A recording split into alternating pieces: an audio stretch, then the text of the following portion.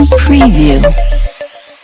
मैं हूं Wasim Sheikh, national vice president of anti corruption and crime control committee.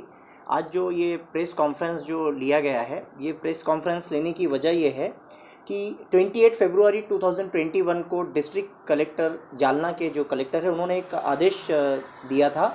और वो आदेश था कि कोरोना वायरस 2021 में जो कोरोना वायरस चल रहा था, उस वायरस में जो टू व्हीलर पर, बाइक्स पर, कार, व्हीकल से जो लोग जा रहे थे, उनको जो चालान किया जा रहा था, तो वो चालान जो किया जा रहा था, उसके चालान करने के लिए जो आदेश किए गए थे, वो आदेश के बाद मैंने उसकी एक स्लिप्स मेरे पास में कुछ आई है। हमारे जालना डिस्ट्रिक्ट प्रेसिडेंट साद बिन मुबारक, इनके थ्रू ये इंक्वायरी और ये कार्रवाई की गई थी। तो साद बिन मुबारक ने इसके कुछ स्लिप्स और ये सारी इंक्वायरी मेरे पास ला कर दिए है। और ये जब इंक्वायरी हमने करनी स्टार्ट की है कि ये जो चालान फाड़े जा रहे हैं, इसका पैसा किसके पास जा रहा है, किस डिपार्टमेंट में जमा हो रहा है, तो कहीं ये भ्रष्टाचार तो नहीं हो रहा है। तो जब मैंने ये स्लिप देखा, जो यहाँ से ये जो स्लिप है, स्लिप पर लिखा है जालना म्यूनसिपल की ये स्लिप है, नगर परिषद की स्लिप पर यहाँ पे जो उसके चीफ ऑफिसर है जीएमएफसी के, सिग्नेचर ऑफ अथॉरिटीज़ ऑफिसर, यहाँ पे उनकी सिग्नेचर नहीं है इस स्लिप पर। दूसरी चीज़ ये क्लर्क की सिग्नेचर है। तीसरी बात ये कि एक बंदे को, जिसका नाम है उबैद बादाम, एक बंदे को 5 स्लिप फाड़े जाते हैं एट द सेम टाइम पर 5 पावती दी जाती है 100 रुपीज़ की।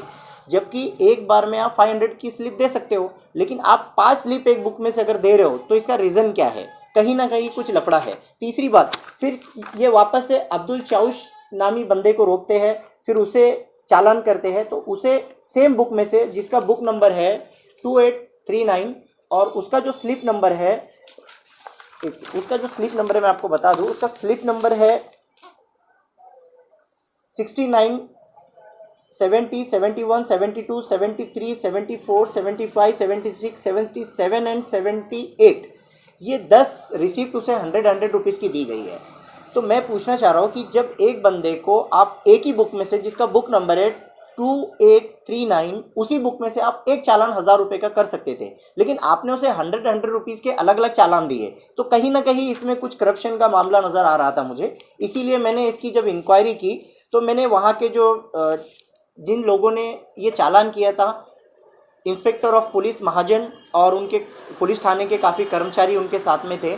और ये स्लिप दी जा रही है नगर परिषद की, और इस पर सिग्नेचर है क्लर्क की, अथॉरिटी ऑफिसर की इस पर सिग्नेचर नहीं है। और जो फाइन कर रहे हैं, पुलिस कर रही है। अगर पुलिस फाइन कर रही है, ठीक है, उस पर कौन फाइन कर रहा है वो होना चाहिए था, उस पर फाइन नहीं है, कौन कलेक्शन कर रहा है।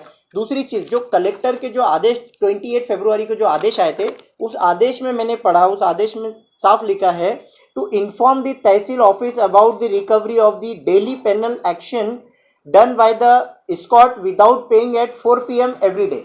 हर दिन, कलेक्टर के आदेश में लिखा है, हर दिन तहसील ऑफिस में ये रिकवरी के बारे में सूचना दी जाए। लेकिन वहाँ पे आज ऑलमोस्ट 1 ईयर हो चुका है। 1 ईयर होने के बावजूद आज मैंने जब नगर परिषद से पूछा कि ये जो बुक नंबर है और ये स्लिप्स है, इसकी जानकारी मुझे दीजिए कि ये पैसा किसके पास जमा हुआ है, तो आज ऑलमोस्ट 1 ईयर हो चुका है। और कलेक्टर के आदेश के हिसाब से डेली इसकी सूचना देनी चाहिए थी, लेकिन ऑलमोस्ट 1 ईयर होने के बाद भी उनके पास आज ये कोई बुक नहीं है, इसका कोई रिकॉर्ड नहीं है। तो 1 ईयर होने तक ये बुक कहाँ गई, ये पैसा कहाँ गया? ये जो गरीब लोग, आज that time was very bad time कि लोग इतने परेशान थे, गरीब थे। कितना बुरा लगता है कि जो 500 रुपये अगर कोई बंदा अगर दे रहा है, उसकी 200 रुपये की इनकम नहीं है। आज गरीब इंसान अपने बच्चों को, उस वक्त ऐसा हो रहा था कोविड-19 में, कोई किसी की हेल्प नहीं कर रहा था, उस टाइम पर ये गरीब लोग 500 रुपीज़ का फाइन, 1000 रुपीज़ का फाइन कहाँ से देंगे? एक ऑटो रिक्शा वाले को 1000 रुपीज़ का फाइन किया गया, 100 रुपीज़ की 10 स्लिप, वो कहाँ से भरेंगे? तो इन गरीबों का खून चूसकर ये पैसे लिए गए, और ये पैसे गवर्नमेंट खाते में आज जमा नहीं हुए। और अगर जमा हुए हैं तो 1 साल तक नगर परिषद का स्लिप है, और नगर परिषद में ही इसका रिकॉर्ड नहीं है। ये ऑन रिकॉर्ड नगर परिषद से ही मैंने लिया है। और मैं वहाँ के एडिशनल एसपी से मैंने पूछा कि ये आपके पास में ये पैसे कहाँ जमा हुए? एडिशनल एसपी ने कहा कि हमारे पास नहीं है, उन्होंने ट्रैफिक पुलिस को दिया। फिर ट्रैफिक पुलिस के इंस्पेक्टर ने मुझे लेटर लिखा राइट टू इन्फॉर्म एक्ट 2005 के तहत कि हमारे पास भी इसका कोई रिकॉर्ड नहीं है, और ना कि वो गाड़ी नंबर जो कि इसमें बताया गया है, वो गाड़ी नंबर पर कोई चालान भी नहीं है। और आपको चालान करना हो तो आप चालान कीजिए, तो आप इलेक्ट्रॉनिक मशीनों से आजकल चालान किया जाता है। इलेक्ट्रॉनिक मशीन का यहाँ पे कोई यूज़ ही नहीं किया गया है। ठीक है, आपने महानगर पालिका से की है तो कोई इशू नहीं है, लेकिन ये गवर्नमेंट खाते में आना चाहिए था, आज तक ये आया नहीं है, तो पैसा गया कहाँ? ये काफ़ी बड़ा भ्रष्टाचार हुआ है। किसी को 500 का चालान, किसी को 1000 का चालान। जहाँ 100 गाड़ी अगर आप रोकते हो तो 100 रुपीज़ इंटू 1000 इंटू 100 अगर करते हो तो 1 लाख रुपये, ऑलमोस्ट 1 लाख रुपीज़ होता है। तो ये पैसा जा कहाँ रहा है?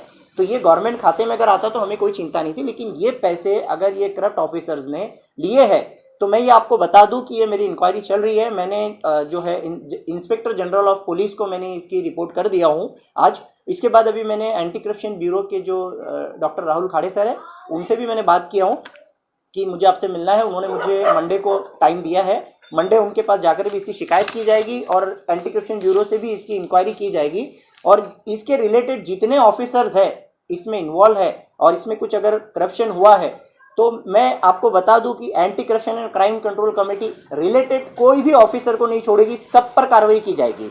आज हमारे डिस्ट्रिक्ट प्रेसिडेंट जो कि यहाँ पे मौजूद है, साद बिन मुबारक, इन्होंने सारे एविडेंस यहाँ से कलेक्ट किए हैं और अभी साद बिन मुबारक की इन करप्ट ऑफिसर्स जो भी जालना में है इनकी सब पर नज़र है और साद बिन मुबारक एक एक करप्ट ऑफिसर के ऊपर पूरी कड़ी नज़र रखे हैं। और ये मत सोचिए कि एंटी करप्शन ब्यूरो अगर सो रहा है तो anti corruption crime control committee अभी जाग रही है आप पर नज़र रखने के लिए।